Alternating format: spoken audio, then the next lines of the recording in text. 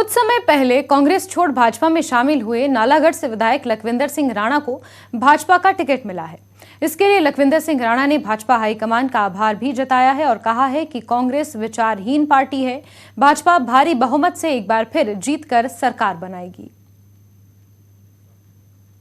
मैं भारतीय जनता पार्टी का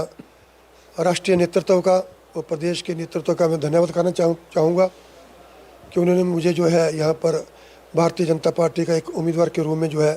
मैदान में उतारा है। कांग्रेस पार्टी हिमाचल प्रदेश में और नेतृत्व विहीन पार्टी है और भारतीय जनता पार्टी की सरकार बनना हिमाचल प्रदेश में बिल्कुल तय है।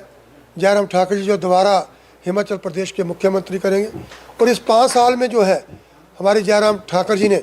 हमारे हल्का नालागढ़ में जो है जो विकास के काम किए हैं, हम जो उनका जो श्रेय है, इन कामों का श्रेय जो है हम जयराम ठाकुर जी को देंगे और भारतीय जनता पार्टी का जो